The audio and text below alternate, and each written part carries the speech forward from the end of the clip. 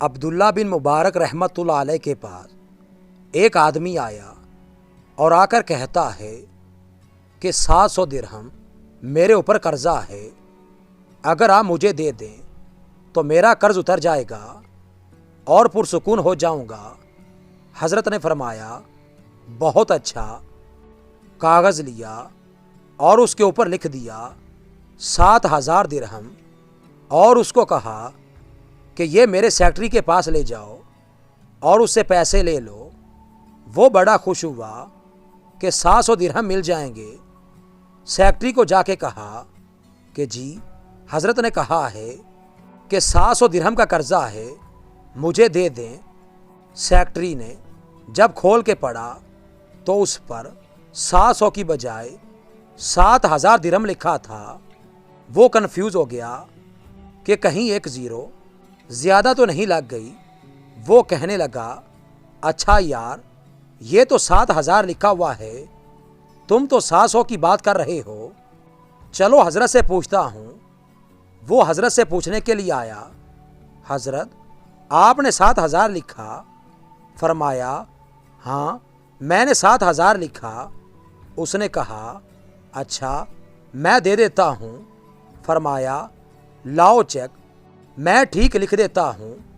حضرت نے 7000 کو کاٹا اور 7000 کی جگہ 14000 لکھ دیا اور کہا دے دو اس کو۔ اب اس بندے نے پیسے تو دے دیے لیکن پھر دوبارہ آیا، حضرت مجھے آپ کی اس بات کی سمجھ نہیں آئی، قرضہ تھا 700 درہم، آپ نے لکھے 7000 درہم۔ جب میں پوچھنے کے لیے آیا تو 7000 کو کاٹ کے 14000 کر دیے۔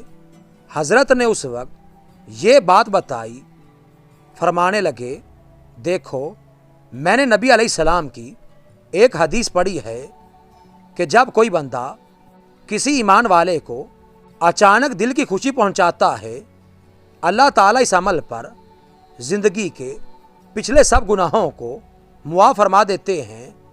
جب یہ بندہ میرے پاس آیا اور اس نے آ کے 700 درہم مانگے، میں نے سوچا 700 دیتا ہوں، پھر سوچا 700 لے کر اس کے دل کو اچانک خوشی نہیں پہنچے گی، تو میں نے 7000 لکھ دیے کہ اس کو ایکسپیکٹیشن بھی نہیں ہوگی اور ان ایکسپیکٹڈ خوشی ملے گی تو میرے گناہ معاف ہوں گے، اور تم نے میرا کام خراب کر دیا۔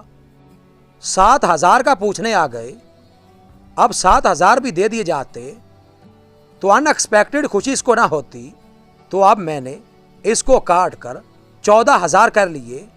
توقع 7000 کی تھی، جب 14000 ملیں گے تب اس کے دل کو اچانک خوشی ملے گی، اور اس عمل پر اللہ تعالیٰ میرے پچھلے گناہوں کو معاف فرما دیں گے۔ یہ ایمان والے لوگ تھے جو دوسروں کا اتنا لحاظ کرتے تھے، اتنا خیال کرتے تھے، دوسروں کو ذرا بھی تکلیف نہیں پہنچایا کرتے تھے۔